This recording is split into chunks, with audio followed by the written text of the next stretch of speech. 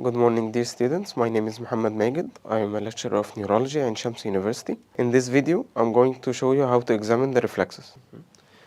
Okay, so as all examination, we have to start with greeting the patient and explaining the procedure itself. ازي حضرتك؟ دكتور محمد ماجد مدرس أعصاب. هستأذنك أفحصك. Okay. Starting with the reflexes, we have to remember we have the deep tender reflexes, superficial reflexes, and then the pathological reflexes. The deep tender reflexes, we have to focus on the positioning of the patient and the exposure of the muscle involved in the reflex itself. Okay, so we're going to start with the upper limb reflexes.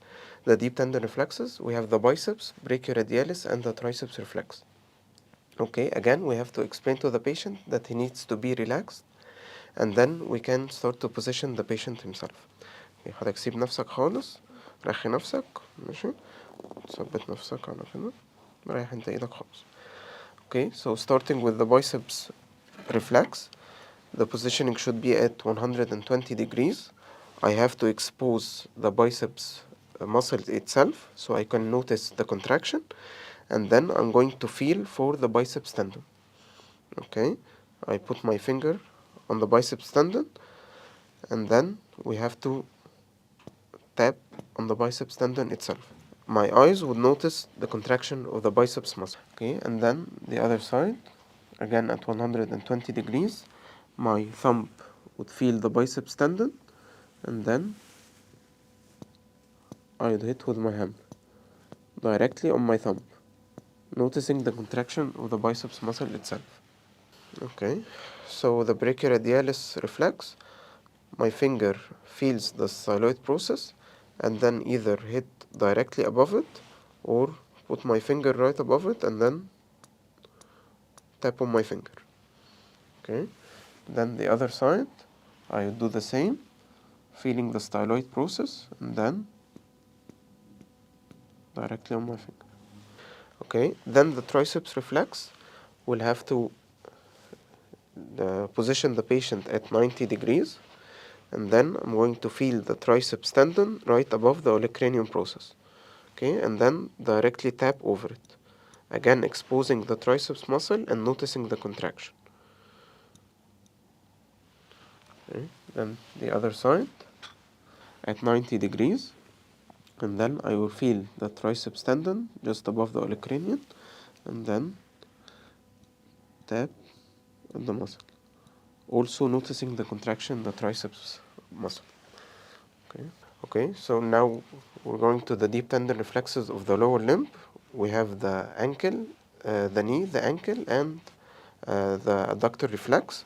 Okay, so starting with the knee reflex, I have to get the patient to position him in a semi-flexed position with his leg barely touching the bed.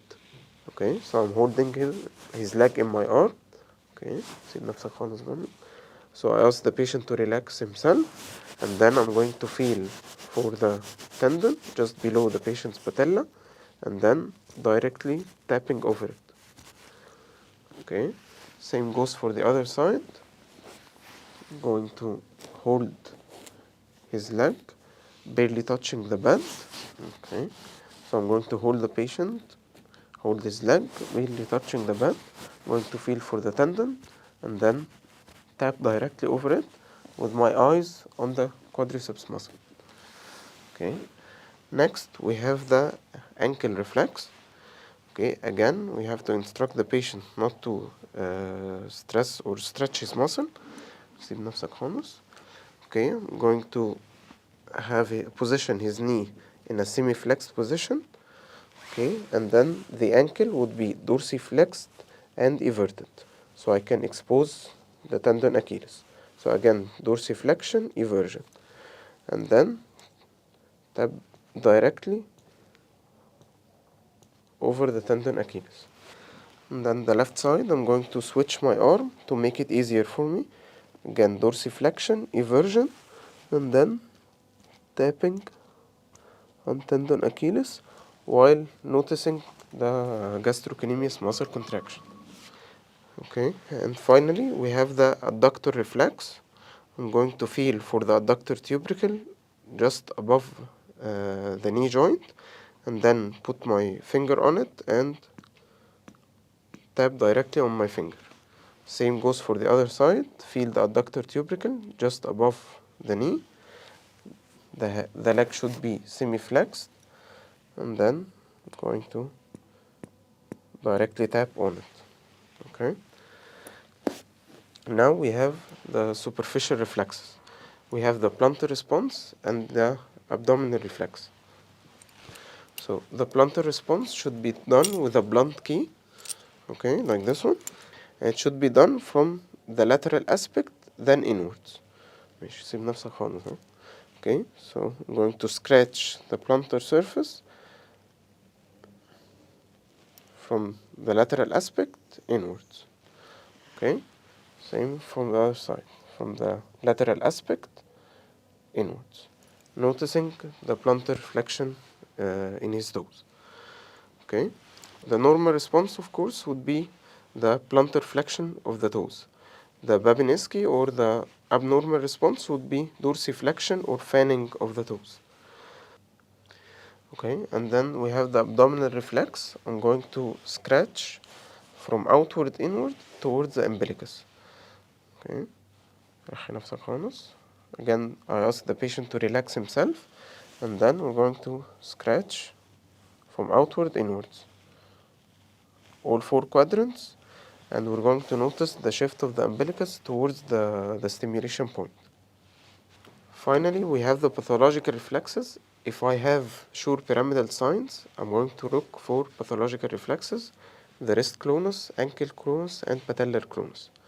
Okay, so in the ankle clonus, I have to unlock the knee, okay, and then I'm going to dorsiflex and flex the ankle multiple times, and then hold in dorsiflexion. Okay, so again, I'm going to unlock the knee, dorsiflexion and plantar flexion, and then hold in dorsiflexion. Okay, the patellar clonus, I'm going to hold the patella in my hand and stretch on it downwards. Going to hold the patella in my hand and stretch on it downwards. Okay, and then the wrist clonus, I'm going سيب نفسك خالص. Okay, again I'm going to hold on the patient's wrist. Okay, hold on the patient's wrist. Notice for any clonus. Thank you. So to conclude our findings regarding the superficial sensory examination, we have to conclude if there is any sensory loss, either hemisensory loss, or if there's peripheral sensory loss or glove and stockings hypothesia, or if there is a sensory level or dermatome sensory loss. Thank you.